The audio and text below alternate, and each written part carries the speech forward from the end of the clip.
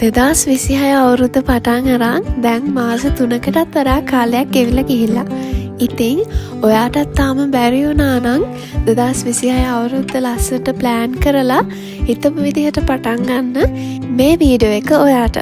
ඉතින් මං හිතනවා මේක තමයි හරිම වෙලාව කියලා ඔයාගේ 2026 අවුරුද්ද ආයෙත් ලස්සනට පටන් ගන්න.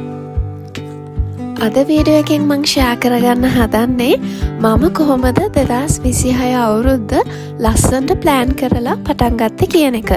ඉතින් ඔයත් තාම දුක් වෙවි ඉන්නවා නම් ඔයාට අලුත් අවුරුද්ද ලස්සනට හරිම වෙලාවට පටන් ගන්න බැරි වුණා කියලා ඉතින් ඒ දේවල් ගැන දුක් වෙවි ඉන්නේ නැතුව ඔයත් අදම මේ වැඩේ පටන් ගන්න.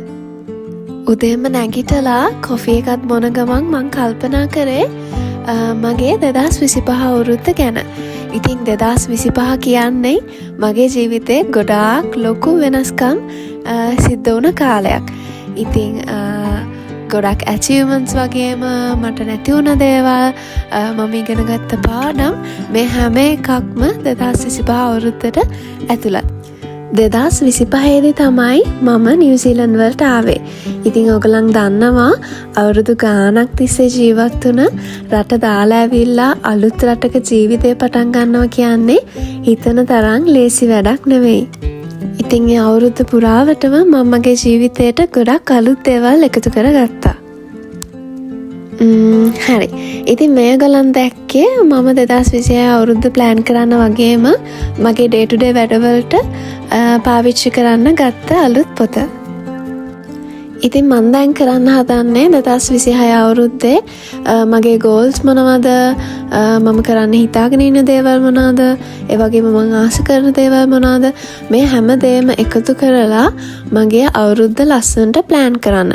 ඉතින් මම පොඩි දේවල් ටිකක් මතක් වෙන වෙලාවට මේ පොතේ ලියලා තිබුණා කලින්.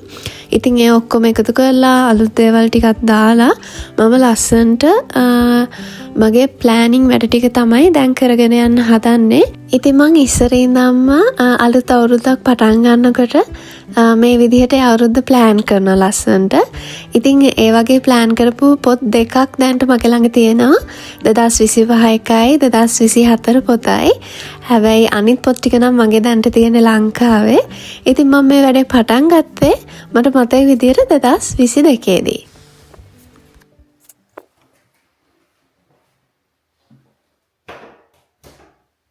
ඔන්න ඉතින් මගේ ප්ලෑනින් වැඩ ටික නම් ඉවරයි. මට දැන් තියෙන්නේ අලුත් පොතේ ටික පිළිවෙලකට ලියා ගන්න එක තමයි. ඉතින් මං හිතුවා ඊට කලින් හොඳ වොෂ් එකක් දාලා ඉන්න ඕනි කියලා. මම ප්ලෑන් කරගත්තේ කොහොමද කියන එක වීඩියෝ එකේ ඉස්සරහට ඔයගලන් එක්ක ෂෙයා කරගන්න.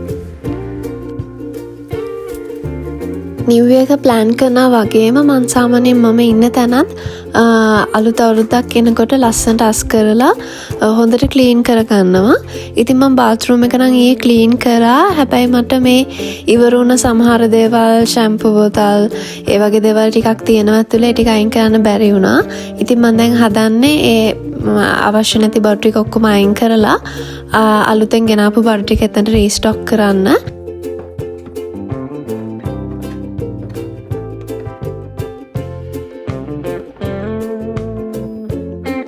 ඉතින් මං කිව්වනේ 2025 කියලා කියන්නේ මගේ ජීවිතය ගොඩාක් වෙනස් වුණ අවුරුද්දක් කියලා. මම ලංකාවේ ඉඳන් නිව්සීලන්ත වලට එනවත් එක්ක මගේ පරණ ලයිෆ් ස්ටයිල් එක සම්පූර්ණයෙන්ම වෙනස් වුණා. මගේ ජොබ් එක, මම ඉගෙන ගත්ත දේවල්, ඒ හැම දෙයක්ම මට වෙනස් කරන්න වුණා මෙහෙ එන එකත් එක්ක. ඉතින් ඒ දේවලුත් එක්ක මගේ ජීවිතේ මම ලොකු බ්‍රේක් එකක් ගත්තා. අවුරුදු ගානකට පස්සේ මං හිතන්නේ මම ඉස්කෝලේ යන්න පටන් ගත්තට පස්සේ මම මගේ ජීවිතේ මේ වගේ බ්‍රේක් එකක් ගත්තමද කොහෙද. ඉතින් ඒක නිසා මම ලොකුවට 2025 අවුරුද්ද ලොකු දේවල් කරන්න, දේවල් අචීව් කරන්න, ලොකු ගෝල්ස් වලට යන්න මාව ප්‍රෙෂර් කරගත්තේ නෑ. ඉතින් මට ඕන උනේ අවුරුද්ද ගොඩක් නිදහසේ ගත කරන්න. මොකද මං කලින් කරපු ජොබ් එකත් මං ඉගෙන ගත්ත දේවලුත් ඒ හැම දෙයකින්මත් බ්‍රේක් එකක් අරගෙන ඒත් එක්කම මේ අලුත් රටට හුරු වෙන්න, අලුත් දේවල් ඉගෙන ගන්න, ඒ වගේ හරිම නිදහසේ කාලය ගෙවන්න තමයි මං 2025 අවුරුද්ද වැඩි හරියක්ම ගත කළේ. ඉතින් 2026 ජනවාරි වෙනකොට මගේ එක්සෑම් උයි අනිත් හැමදේමත් එක්ක මං ගොඩාක් බිසි වුණ නිසා මට 2026 අවුරුද්ද කලින් අවුරුද්ද වගේ ලස්සනට ප්ලෑන් කරලා පටන් ගන්න බැරි වුණා. හැබැයි මං හිතුවා නෑ කමක් නෑ. ඔයා එක්සෑම් ඉවර වෙලා මේ දේවල් කරන්න ප්‍රශ්නයක් නෑ. මොකද මට ඕනුනේ ඒ අවුරුද්ද ටිකක් නිදහසේ ගත කරන්නනේ. ඉතින් අපි හැමෝටම එහෙමයි. මිනිසුන්ට හැමදාම ජීවිතේ එක වගේ නෑ. ඉතින් වැදගත්ම දේ තමයි ඔයා ආයෙත් පටන් ගන්න එක. කොච්චර දේවල් අතපසු වුණත් කොච්චර දේවල් මග ඇරුණත් ඔයාට පුළුවන් නම් ඒ දේවල් හරියට ආයෙත් පටන් ගන්න. මං හිතන්නේ ඒක තමයි වැදගත්ම දේ කියලා. ඉතින් ඒක නිසා ඔයත් මොකක් මාරි හේතුවක් නිසා 2026 අවුරුද්ද අතෑරලා දාලා ඉන්න කෙනෙක් නම් අමතක කරන්න එපා. ඔයාට තව මාස 9ක් ඉතුරු වෙලා තියෙනවා.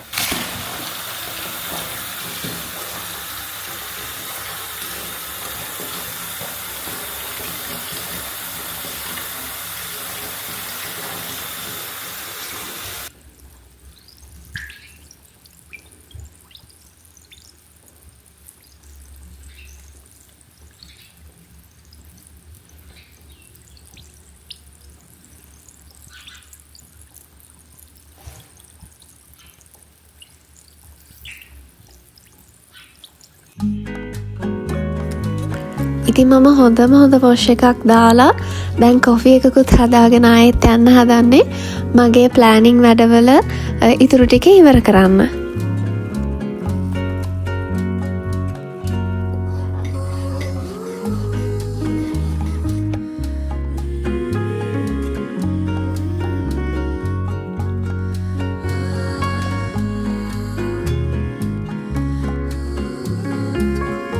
මන් දැන් හදන්නේ අර කලින් පොතේ නිකන් ලියාගත්ත ටික 2026ට ගත්ත මගේ අලුත් පොතේ ලස්සනට පිළිවෙලකට ලියාගන්න.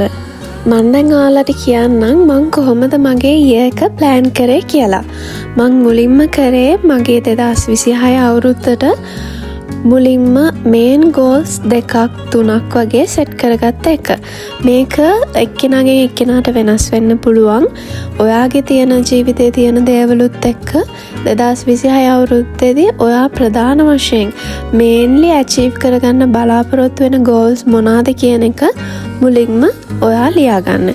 ඊට පස්සේ මම නම් කරේ එක එක කැටගරි වලට බෙදලා මට අවශ්‍ය කරන දේවල් මම 2026 අවුරුද්දේදී ඇචීව් කරගන්න ඕන දේවල් ටික වෙන වෙනම ලියාගත්ත එක. මේකෙදි මම මුලින්ම කරා මගේ ෆයිනෑන්ෂල් ගෝල්ස් මොනවාද, ඊට පස්සේ රිලේෂන්ෂිප් වලට ගියාම ඒක කොහොමද, තව මට එඩියුකේෂන් වල මොනවාද තියෙන්නේ මම ඇචීව් කරගන්න හිතන් ඉන්න දේවල්, ඊට අමතරව තව වට ගන්න පුළුවන් හෙල්ත් ඇන්ඩ් ෆිට්නස්. ඒ විදිහට කැටගරි වශයෙන් මම ගත්තා. ඒ කියන්නේ වර්ග කීපයකට බෙදාගත්ත මගේ 2026 මට තියෙන ප්ලෑන්ස් ටික.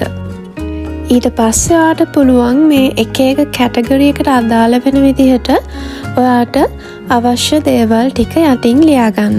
මම උදාහරණයක් කියන්නම්. දැන් ෆයිනෑන්ෂල් ගෝල්ස් කියලා ගත්තොත් එහෙම ඔයා මේ අවුරුද්දේ සල්ලි ඉතුරු කරනවද, කීයක් වගේද ඉතුරු කරන්න බලාපොරොත්තු වෙන්නේ, ඒ වගේම ඉතුරු කරන්න නම් අපිට අනිවාර්යයෙන්ම ඉන්කම් එකක් තියෙන්න ඕනේ. සල්ලි කොහෙන්ද එන්නේ කියන එක, ඔයාගේ ප්‍රධාන ඉන්කම් සෝසස් මොනවාද, ඒ වගේ දේවල් ටික මම යටින් ලිස්ට් ඩවුන් කරගත්තා. තව එකක් ගත්තොත් එහෙම හෙල්ත් ඇන්ඩ් ෆිට්නස් වලට ගියොත් එහෙම ඔයා මේ අවුරුද්දේ බර අඩු කරගන්නවා නම් කොච්චරකින්ද අඩු කරගන්නේ, එහෙම නැත්නම් බර වැඩි කරගන්න බලාපොරොත්තු වෙන කෙනෙක් ඉන්නවා නම් ඒක කොහොමද කරන්නේ වගේ දේවල් ඔයාට ලියා ගන්න පුළුවන්.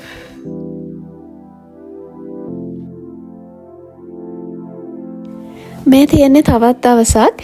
ඉතින් මම දැන් හදන්නේ මගේ රූම් එක ක්ලීන් කරගන්න. ඉතින් එක්සෑම් එකෙන් පස්සේ මගේ රූම් එක මට ක්ලීන් කරගන්න බැරි වුණා. ඉතින් අවුරුද්දටත් එක්ක මම ලස්සනට මුලින්ම මගේ රූම් එක ක්ලීන් කරගෙන හිටියා.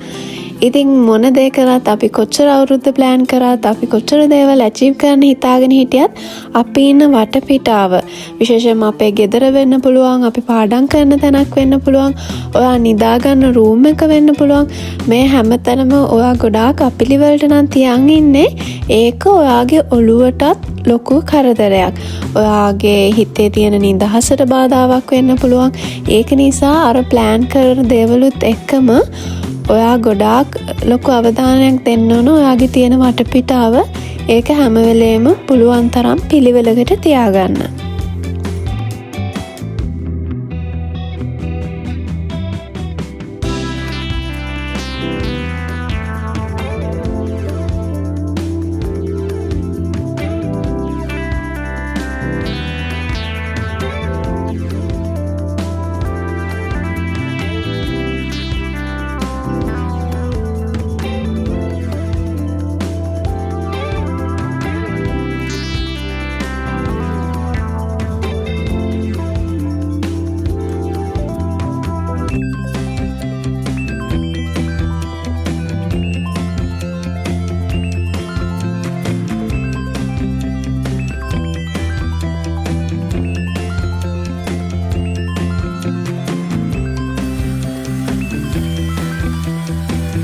මම ඊට පස්සේ දවසක අපේ ගෙදර ලිවිං ඒරියා එකත් පොඩ්ඩක් අස් කරා.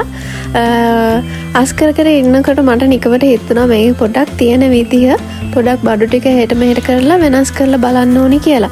මොකද ආවට පස්සේ අවුරුද්දක්ම එකම විදියකට නෙමෙයි ගේ දැක්කේ. ඉතින් මට හිතුණා පොඩි වෙනසක් තියෙයි.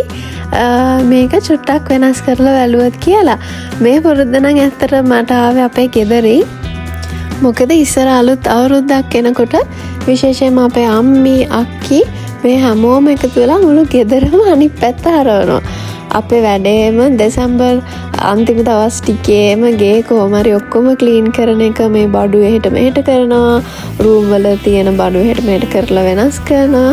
ඉතින් ඒ පුරුද්දමට තාම තියෙනවා. මම ගොඩක් බෝඩ් වෙලා ඉන්නකොටත් මගේ රූම් එක පුළුවන් විදිහට එහෙට මෙහෙට කරලා වෙලාවක් හම්බුන ගමන් වෙනස් කරගන්නවා. ඉතින් මං දැන් හදන්නේ අපේ ලිවිං ඒරියා එකත් ඒ විදිහට වෙනස් කරගන්න. හරියයිද කියලා දන්නේ නැහැ. මම බලනවා ඒ විදිහට සෙට් වුණොත් හොඳයි කියලා හිතුනොත් මම ඒක ඒ විදිහටම තියනවා.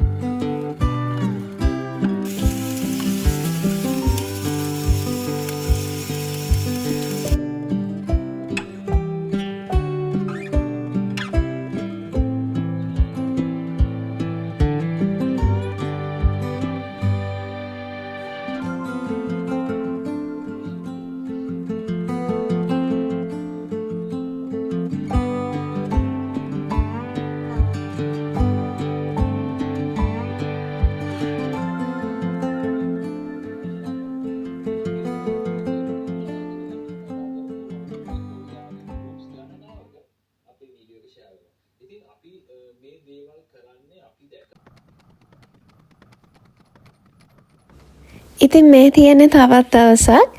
ඉතින් මම අද ලෑස්ති වෙන්නේ මගේ විෂන් බෝඩ් එක හදාගන්න. මුලින්ම කියන්න ඕන මම ඊට කලින් විෂන් බෝඩ් එකක් හදලා නැහැ. ඊයර් ප්ලෑනින් කරාට අවුරුදු ගාණක් තිස්සේ මම විෂන් බෝඩ් එකක් හදන මේ ෆස්ට් ටයිම්. ඔයගලන් ගොඩක් අය මේ වෙනකොට විෂන් බෝඩ් එකක් හදලා ඉවර ඇතිනේ. ඉතින් මං වගේ හදාගන්න පරක්කුණ කෙනෙක් හරි හදාගන්න බැරි වුණ කෙනෙක් හරි ඉන්නවනම් මං හිතනවා මේ වීඩියෝ එක ඔයාට ගොඩක් වැදගත් වෙයි කියලා. අවුරුද්දක් ප්ලෑන් කරනවා වගේම විෂන් බෝඩ් එකක් හදනකොටත් ඔයා මතක තියාගන්න ඕන දෙයක් තමයි ඔයා හැම වෙලේම මේකට ගන්න ඕනි ඔයාට ඇචීව් කරන්න පුළුවන් දේවල්. අවුරුද්දක් ඇතුළත ඔයාට ඇචීව් කරන්න පුළුවන් කියලා හිතන දේවල් විතරක් විෂන් බෝඩ් එකටයි ඔයාගේ අවුරුද්ද ප්ලෑන් කරන වැඩේටයි ගන්න එක තමයි ගොඩක්ම හොඳම දේ. මොකද හැම වෙලේම ඔයාට ඇචීව් කරගන්න බැරි ලොකු දේවල් දාගෙන ගොඩාක් ඔයාව ප්‍රෙෂර් කරගන්නවට වඩා ස්ටෙප් බයි ස්ටෙප් ඒකට යන එක වගේ ඩ්‍රීම් එකට වගේ ගෝල් එකට යන එක තමයි හොඳම දේ. සමහර විට මේ අවුරුද්දට ගෝල් එක සම්පූර්ණයෙන්ම ඇචීව් කරගන්න බැරි වෙයි. හැබැයි ඒක ඇචීව් කරගන්න අවශ්‍ය ලොකු ස්ටෙප් එකක් ඔයාට ඉස්සරහට තියන්න පුළුවන් වෙයි. ඒක නිසා ඔයාගේ ගෝල් සෙට් කරගද්දී ඔයා අනිවාර්යෙන්ම ඒක ගැනත් පොඩ්ඩක් හිතන්න. මේ වෙනකොට මං 2026 අවුරුද්ද ප්ලෑන් කරලා ඉවරයිනේ. ඉතින් මං කරේ ඒකට අදාළ වෙන ලස්සන පින්තූර ටිකක් හොයාගෙන ඒ ටික මුලින්ම කපාගත්ත එක. මම මේ ෆොටෝස් ගොඩක්ම ඩවුන්ලෝඩ් කරගත්තේ Pinterest එකෙන්. මේ විදිහට ඔයාගේ විෂන් බෝඩ් එක අනිවාර්යයෙන්ම බෝඩ් එකකම හදන්න ඕනි කියලා එකක් නෑ. ඉතින් ඔයාට තියාගන්න පහසු තැනක් නැත්තම් මේක ඔයාට පුළුවන් ඔයාගේ ෆෝන් එකේ වෝල්පේපර් එකේ වුණත් හදලා තියාගන්න. වැදගත්ම දේ තමයි හැම වෙලේම ඔයාට නිතරම පේන තැනකින් තමයි මේක තියාගන්න ඕනි.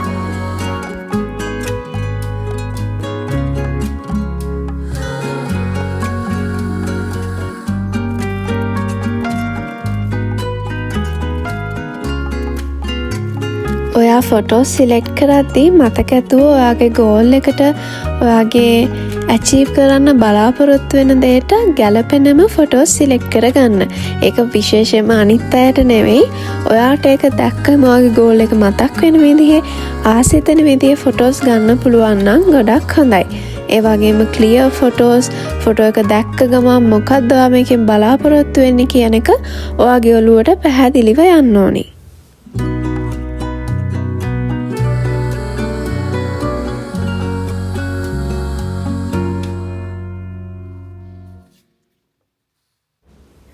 අනිත් දේ තමයි ෆොටෝස් ගොඩාක් එකතු කරගෙන මේක තැන් තැන්වල අලවලා ගොඩාක් ඒක ඔළුවට නිකන් නිදහසක් නැති අපිලිවෙල තනක් කරගන්නේ නැතුව ඒක දැක්ක ගමන් හොඳ ක්ලියර් අයිඩියා එකක් ඔයාගේ ඔළුවට යන විදිහට හරිම පිළිවෙලකට මේක අලව ගන්න තියෙනවා නම් ගොඩක් හොඳයි.